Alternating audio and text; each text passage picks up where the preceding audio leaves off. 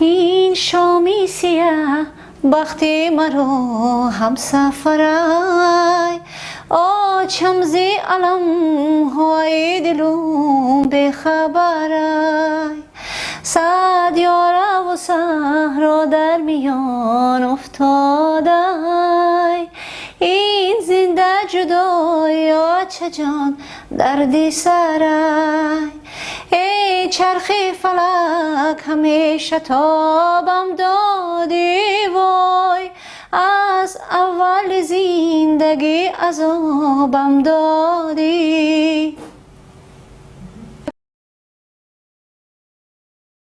Я родилась в городе Душанбе, Республики Таджикистан. В семье служащих у меня мама работала воспитателем, звали ее Таджинисо, а отец работал в Доме радио, журналистом, отдел новостей. Звали его Асроридин. С мужем мы не были знакомы до свадьбы, то есть нас сосватали. У нас сосед работал в Якутске и был знаком с моим мужем, и все расхваливал меня. Ну и потом как-то муж 3 года подряд звонил, потом в один день он приехал, мы увиделись, и я вышла за него замуж. От данного брака у меня 2 детишек. У меня дочь Азиза и сын Фарух. Дочка у меня учится на 1-м курсе в Якитии, города Якутска, а сын учится в средней школе номер 27 города Якутска в 9 классе. Раньше я мужа своего не видела. Несколько раз было так, что... Ну, так-то вот, если взять, в течение 3 лет он меня уговаривал, чтобы я вышла за него замуж. И постоянно звонил. Но это были только телефонные звонки. Это не была такая вот визуальная встреча. Визуальная встреча случилась, это уже было где-то в числах 23 сентября, когда он приехал в 2000 году. А уже 25-го нас обвенчали по исламу. Вот так вот. В мусульманских семьях развод – это болезненная тема, и старательно поэтому родители выбирают для своих детей вот такую пару, чтобы они действительно вот душа в душу на всю жизнь. Допустим, если моя дочь полюбит какого-нибудь парня и придет мне и скажет: мама, я люблю, допустим, вот этого парня. Моя дочь изначально с детских лет и мой сын, я сразу им сказала, что спутников в жизни вам выбираю я. То есть вы можете влюбиться, не вопрос, вы можете прийти ко мне рассказать, но я уже буду смотреть сама, стоит вам выходить замуж за этого человека или нет, потому что испокон веков у нас это старшинство решает, во-первых, а во-вторых, старшие люди – это мудрые люди. То есть у нас как? У нас не смотрят на молодого парня, у нас смотрят на семью. Они смотрят на отца, они смотрят на мать, братья, сестры, какая семья. То есть характер этого ребенка, будущего, допустим, зятя или будущей невестки, выдает его семья. Поэтому мы, старшие, встречаемся, мы общаемся. Если старшинство находит общий язык, и уже делаем выводы, что да, действительно, соотношение хорошее, возможно. Но если мне не понравится, у меня дочь знает, что если я откажусь, то значит моя дочь выполнит именно мою волю.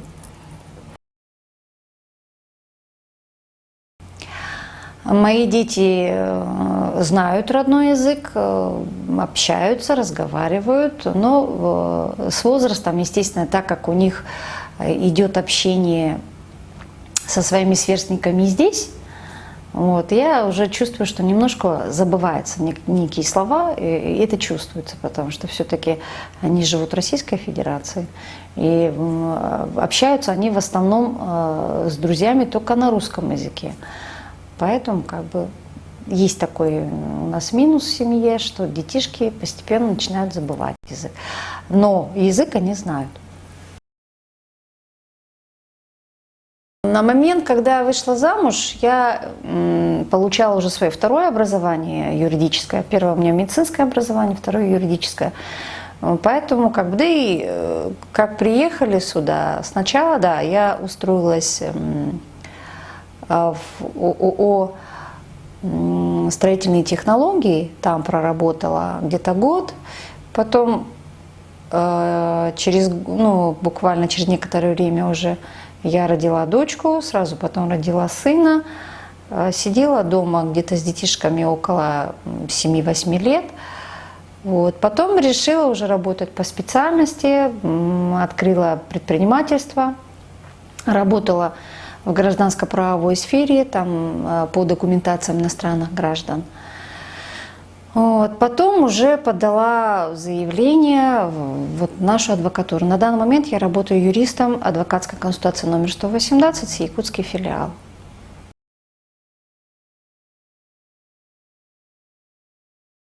Именно вот в такой вариации, чтобы мужчины оставались, женщины приезжали немного, но бывало, потому что там муж получил производственную травму, и получается, что жена, которая не имела образования, но детей у них там 3-4, надо было их кормить, да, женщина приезжала, я сама помогала ей с трудоустройством, с документациями, чтобы все в рамках закона было в Российской Федерации, было и такое.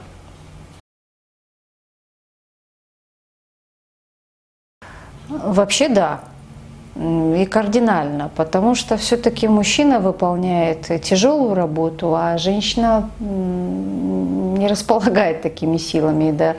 Мужчина-мигрант, он может и 45-градусовый мороз осилить, допустим, снаружи работает. Женщина нет. Женщины в основном устраиваются посудомойкой, там, поварами, пекарями. Поэтому да, колоссальная разница есть. А мужчина, он выполняет и не одну работу. Где-то он работает строителем, где-то он работает грузчиком дополнительно, где-то дополнительно охранником в магазине. Да, у них доход намного лучше, чем у женщин.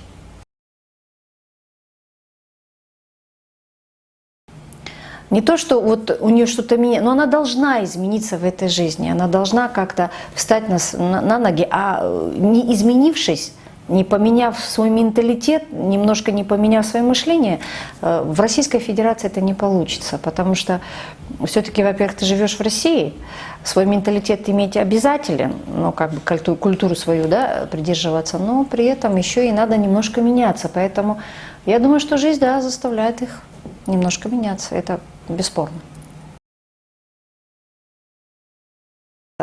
Женщин светских очень много. В Таджикистане вы можете увидеть женщину, которая работает и в мэрии, которая работает в аппарате президента, которая работает в медицине, которая работает в сфере образования. Везде. То есть, я поняла ваш вопрос. Вы имеете в виду, есть женщины, которые носят хиджаб, там, платки. Есть консервативные семьи, есть довольно-таки светские семьи. Я, как говорила, у меня отец был журналистом, мама воспитателем, это семья служащих, и у нас не запрещалось. Национальная одежда, вот она на мне. Считается, это современная национальная одежда, такая же, как и другая, единственное, что я хожу без платка. Но есть, допустим, в нашей семье, именно в нашей семье, у нас вторая сестра, у меня старшая сестра в звании полковника юстиции Генеральной прокуратуры Республики Таджикистан, которая такая, военный человек, да? Уже сами понимаете, женщина в погонах, которая платок носить не будет. А вторая сестра, она у нас закончила художественный институт, она была художником, духовный такой человек у нас. Она у нас приняла и такую консервативную сторону. Она у нас носит хиджаб, она у нас 5 раз читает намаз, и мы это все приветствуем. По сути, каждая мусульманка должна это все делать, это долг каждой мусульманки. Но есть светские люди, а есть более духовные, близко к духовности. Я, например, считаю себя светской женщиной. В Таджикистане за многоженство вынесен закон, уголовно наказуемое деяние, если доказывается многоженство. Но многоженство – это не секрет. Многоженство есть во всех нациях. Просто у мусульман это называется вторая, третья жена, а у других наций это называется вторая, третья любовница. То есть многоженство, оно никогда ничем не прикрывалось, не закрывалось, оно есть. Оно есть и будет. Для таджиков и вообще для мусульман самое главное, то, что очень важно, это когда младшие уважают взрослых. Это первое, что есть. Второе, выбор, конечно, вот женитьбы. Третье, вот эти праздники. Когда, даже вот когда свадьбы бывают, у нас бывает так, женщины приходят отдельно на свадьбу, мужчины могут прийти отдельно. Но только родственники, если бывает, что, допустим, там они уже сидят. Есть, конечно, у нас и светские мероприятия, когда свадьбы проводят в ресторанах, там, в кафе. Тогда да, они сидят вместе. Но даже там вот старательно смотришь, что за одним кругом стола сидят только одни мужчины, за другим кругом стола сидят женщины. Пусть даже как бы демократическая такая свадьба, но тем не менее. То есть менталитет, культура, она всегда присутствует, и она и должна присутствовать в той же самой одежде.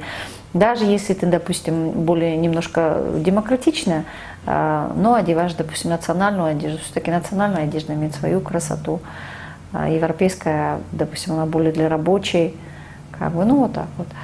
Но есть, она во всем есть. Даже в питании то же самое. В питании никому не секрет, что мусульмане едят только мясо халяль и вообще другие продукты. И оно и здесь придерживается. Здесь в России есть магазины, которые продают продукты халяль. То есть это не дефицит, не секрет. Все могут купить то, что себе нужно. То есть все придерживается во всех культурах. В связи с распадом СССР это не секрет, что многие республики. Дело в том, что в советское время все 15 республик были между собой связаны экономически. То есть если хлопок собирался в Узбекистане, в Таджикистане, то он обязательно обрабатывался, допустим, в той же самой Российской Федерации. Потом оттуда нитью возвращалась, допустим, в наши текстильные фабрики. То есть это все было связано. При разрыве и распаде СССР, соответственно, каждая республика осталась ни с чем, потому что вот рука, вот пока все эти пальцы есть, ты и сжимаешь. А когда один палец убираешь, он уже не сжимается. То есть получилось так, что республики остались одинокими. А все поднимать, все изначально, это как бы было тяжело. И плюс гражданские войны. Все прекрасно сейчас понимают, какие политики были замешаны в распаде и кто был заинтересован в гражданской войне, потому что она была не только в Таджикистане, она была в разных. Сами понимаете, что гражданская война всегда приводит разруху. Соответственно, были детишки, которые не смогли учиться и закончить элементарную среднюю школу. И такая беда была. И вот получается вот именно, что то поколение, которое не смог получить образование, сегодня они у нас попадают как рабочие мигранты. То есть по образованию куда-то устроиться не получается. Фактически сюда приезжают мигранты именно те, кто не имеет образования и здесь хотя бы подсобным рабочим, строителем или каким-то образом работают. Но это поколение уже то поколение, которое имеет семью и имеет детей. И именно в нем, в этих мигрантах, что вызывает во мне большое уважение, то, что все, что они зарабатывают, то, что они сами не отучились, сейчас они вкладывают в своих детях, чтобы их дети получали образование, чтобы завтра эти дети могли куда-то устроиться в плане профессии или там иного. То есть первопричина – это вот гражданская война, которая когда-то, к сожалению, у нас была. Когда я еду к себе на родину, мне всегда говорят: вам там не холодно. Все время всех пугает этот холод. Я говорю: нет, нам не холодно, там все хорошо, там социальная жизнь прекрасная. И вообще люди одевают унты, люди одевают шубы, где тепло. Нет, говорю, нам не холодно. Но их и когда я фотографии высылаю, вот когда мы летом фотографируемся, они видят зелень, они крайне удивляются. Они думают, что здесь это только сани и олени. Они не как некоторые, вот мышление такое, что они не понимают, что это современный, высокоразвитый город. Здесь есть и наука, здесь есть и техника, ну, здесь вся жизнь. Мне кажется, что вот даже в некоторых городах России, когда я еду, у меня почему-то такое отношение складывается к другим городам. Я считаю, что Якутск у нас больше развит. Столько лет уже прошло, и вот когда иногда задают вопрос: а вот столько лет живете, вы не собираетесь ли на родину? Знаете, вот и сижу, аж душа вот так вот съеживается, когда ты уже привыкаешь к какой-то земле, где твои детишки выросли, здесь есть твой дом, ты уже воспринимаешь это своим домом. Это моя малая родина. Человек может сказать, что у меня две родины. Одну там, где я родилась, а вторую там, где я живу. А та земля, которая еще подарила мне семью и детей, это будет неотъемлемой частью твоей жизни.